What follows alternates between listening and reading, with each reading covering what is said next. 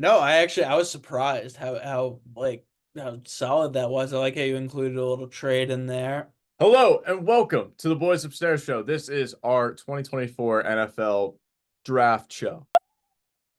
I was going to do a top 10, but you'll understand why I started with a top 11. I'm going to go 11 to 5, and then we'll go 5 to 1. So, with the 11th pick in the NFL draft, I have Minnesota Vikings trading their pick to the Los Angeles Chargers, and I'm going to have them take wide receiver from Washington, Roma Dunze. I have him falling here to 11, which I do understand is a little low for some people's mock drafts, but mock drafts are just that, projections, which is what this is as well. But I do think he's going to be the third wide receiver taken this year at 11, slightly out of the top 10. Then I have offensive tackle going 10 at the Jets, J.C. Latham from Alabama, absolute ball player of an offensive lineman. I'm not going to act like I know much about offensive linemen. And then at number 9, the pick that Sam is very invested in, the pick that I am also invested in for personal reasons. I have offensive lineman, offensive tackle Olu Fashanu going to the Chicago Bears from Penn State. Absolute monster of a man at tackle. And we went to high school with him, and he is a stud, offensive lineman. And again, I don't Shout know out much Olu. about offensive linemen, so I'm not going to act like an expert. But from everything that the experts say, he is legit. And I also think that he is good from playing with him. Oh, he's So, legit. He's legit. uh, number 8, I have the Atlanta Falcons taking edge Dallas Turner, who was fucking a monster at Alabama this past season. Number 7, I have the Tennessee Titans going offensive lineman Joe Alt, the first offensive lineman off the board there. He is fucking going to be an all pro most likely. And then number 6, I have Malik Neighbors going wide receiver to the New York Giants. They need a weapon bad, and he is a weapon. So I have him going there. Number 5, this is the spiciest pick. The pick that I don't agree with, but this is a projection of what I think is going to happen. Minnesota Vikings trading up to 5 with the Chargers to take quarterback from Michigan, JJ McCarthy. I think that he is going to go number 5. And I'll stop there, Sam, for you to react. Think there's gonna be a little more shake around in the order, and I would be shocked if Adunze or Odunze, I don't know exactly how you say it, falls to 11. Given everything I've heard in the past couple weeks about, I mean, everyone's clamoring over this kid. Olu for the Bears, for my Bears, I love Olu. Shout out Olu, my boy. I don't know. I have a feeling they might trade back or something, but who knows? If Olu's there, if you trade back and Olu's there, I would take you take Olu. You Offensive absolutely line. need a tackle. So Yes, and I think having Olu on that line along with like Tevin Jenkins would go pretty crazy. I think that'd be pretty solid front on the O line there. And we just got I think we signed a new center in free agency, but I am all for having Olu on the Bears, whether it be 9 or later. you need an offensive lineman more than you need a third wide receiver. And you also have two really good tight ends, pass catching tight ends. So it's like, You got to think about the overall needs of your team, and you're not playing GM mode in Madden here exactly. where you can have 390 plus overall receivers and everything's going to work out. There's too many receivers floating around, guys in the later rounds for you to sit there at 9 and take a receiver when you have two glaring holes on the roster in offensive line and edge rusher. So I think it's going to be one of those, whether it be trade back or not. Olu, you are more than welcome in Chicago, man. But the Minnesota Vikings need a quarterback. I know that this happens every single year and we see it happen every single year, but in my opinion, I don't think that we've seen it happen with like, and I'm not trying to sound like a hater here, but like a prospect that doesn't deserve it necessarily as much as we've seen it this year with JJ McCarthy, where it's just like they won the national championship and now he's a top 5 pick, maybe top Yeah. 4 pick. And it's just like Yeah. I don't think that he is that skilled to be that high. And quarterback's a need for the Vikings, and they don't want to have to be in a situation where they're stuck with Bo Nix or Michael Penix, whatever. But I do think that they are going to trade up from everything that I'm seeing in mock drafts, and the fact that they need a quarterback, and the fact that they're rumored to be very interested in JJ McCarthy. It's like all signs are kind of pointing to that they're going to do that. So. What does JJ McCarthy do well? Well, and Dude, it's like what does the he excel at? What does he excel at? And exactly like that's the thing. any 9 out of 10 people are going to tell you nothing.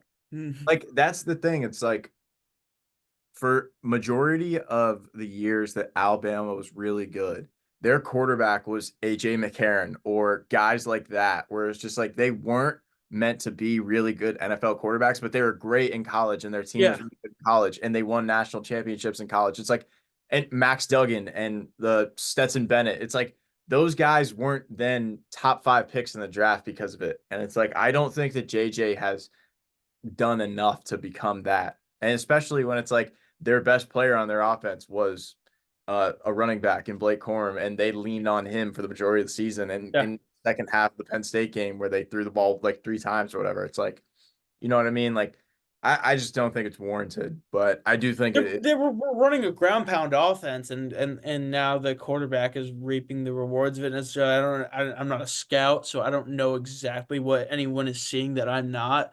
Does he do well that makes him such a good prospect? You've got every single other quarterback prospect in the top is like they've got a defining trait. I mean, like you've got like Caleb is such a great prospect, does it all, and has this and that. And then you've got Jaden Daniels who can run, who can elusive. He rushed a lot this year. July touchdown passes, doesn't throw picks. Drake Maye, very like they're all everyone's high on like his improvising ability or whatnot. Then Michael Penix has a huge arm.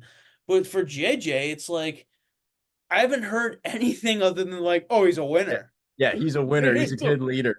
Yeah, he's a winner. Okay, well, sure. There's a lot of winners coming into the NFL because a lot of guys are getting drafted. That's all they've done in their lives is win. And he doesn't throw necessarily well. Yeah, he's athletic, but he's not like a super athlete or anything that's like going to blow the NFL out of the water. He wasn't the reason Michigan won the national championship. Yeah. So It, the AJ McCarrons and the Stetson Bennett's and the Max Duggans or whatever, and he's the only one who seems to like get so much clout out of it. And even after the national championship, I remember right away at that point, I think JJ was like a consensus like second or third round pick, yeah. day two pick, like at best. All of a sudden he goes to like, oh, he's a great quarterback prospect. He's gonna be drafted number 1 or whatever.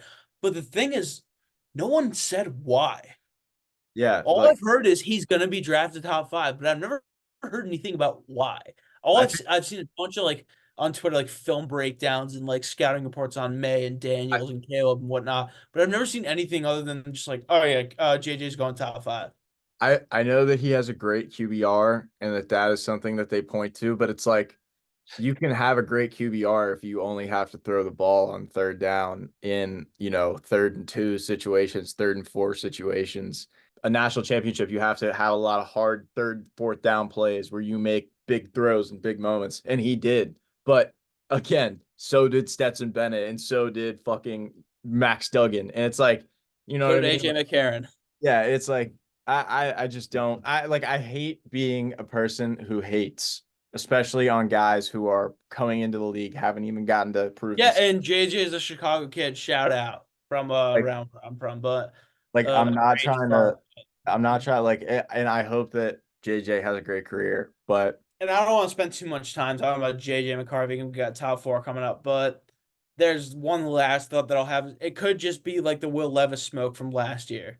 yeah. How it's like out of nowhere, it's like, oh, Will Levis is the he's gonna be the number 1 overall pick. He's gonna play in Carolina. The guys tell him you want to play in Carolina. It could be that. You never know. Well, It and could it's be like that. And then we're sitting at 10 p.m. tomorrow night, being like, well, JJ isn't on a team yet. yeah, well, and like 2 years ago we did this show and I think I had Malik Willis going number 6 to the Panthers and he didn't get picked until like the 4th round. So Yeah. top 4 picks. I don't have any movement in the top 4. That is something that may or may not happen. Where I stand on it is the Cardinals are allegedly like open to being moving out of that spot, but like Yep. for that to happen, it would have to like I have the spot right before that, number 5, the Chargers moving out. So then that would have to be basically like a team like the Giants or a team that needs a quarterback going up to 4 to take a quarterback and I just don't see that happening necessarily. Like to take JJ McCarthy. So, I have Marvin Harrison, wide receiver, going to the Cardinals here. They need a wide receiver bad. Their number one wide receiver is Hollywood Brown. Now he's on the Chiefs.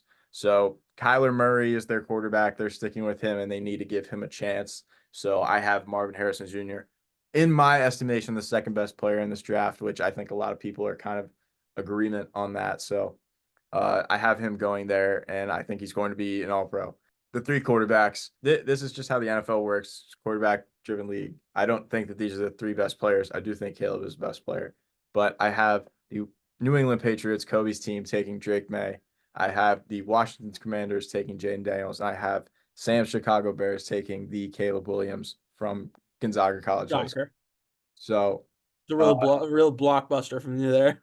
yeah, no, that one is, just kind of set in stone at this point, I think. So there isn't much surprise there, but I do think that if I had to say, gun to my head, what is going to be the first four picks, that is what is going to be. Probably going to draft Drake May, and I don't love that. I don't like he's not really great with pre-snap reads, adjustments. His IQ isn't the highest in a position where football IQ is obviously the most important at quarterback. Like you really need that. And I don't like that he's just like big arm, good size. Like I don't like those type of quarterbacks. I like the ones that actually show that they can ball placement, they can throw the ball accurately and on time and in offense. And he just kind of seems like not what I'm looking for as the franchise quarterback. Hopefully we trade back, in my opinion, or Jaden Daniels somehow falls to 3, but hopefully we trade back with the Vikings. But I think we probably will draft May. And if we decide to bench him for a couple years, maybe let him sit, then maybe like give him some time to learn. But like, I don't know how much he's really going to learn from Jacoby Brissett. And, like Belichick is gone. So like, I would rather pick someone who's a little bit more ready, but I mean, if we draft Drake May, then I'm gonna have no choice but to support him, and hopefully he proves me wrong, and then I'll give him his flowers one day, and I'll support him. I've already talked all about Caleb and the Bears Yeah. quarterback situation, all that. So I don't need to do that whole dance over again. But and then that just leaves. And if Arizona stays at 4, I don't see any way they don't take Marvin. So I think that just leaves you between 2 and 3, and it's Really a toss up. yeah, it's Maye or Daniels, or unless someone throws a curveball in there and you, God forbid, JJ climbs in. There's no, I mean, that would be the ultimate spicy move is if somebody took JJ before one of those two quarterbacks. But I don't think it's gonna happen though. I don't think it's gonna happen either. I think that like the whole conspiracy about Jaden Daniels in the Top Golf visit that he didn't want to play for the Commanders has been debunked at this point. So like, Yeah. top 4 is kind of locked in with those 4 guys in some way. Yeah. Unless Arizona, and if Arizona moves, Yeah, but I mean, unless top Arizona 3 is locked in. If Arizona moves out, you're gonna see some move, but it's gonna be the first team that doesn't take a quarterback is probably gonna take Marvin Harrison. I'd be shocked if it wasn't that way. Yeah. And yeah, like and subscribe. Jake Lewis. Yep. Shout out Jake Lewis. You gotta get that JJ McCarthy jersey. Keep studying, buddy.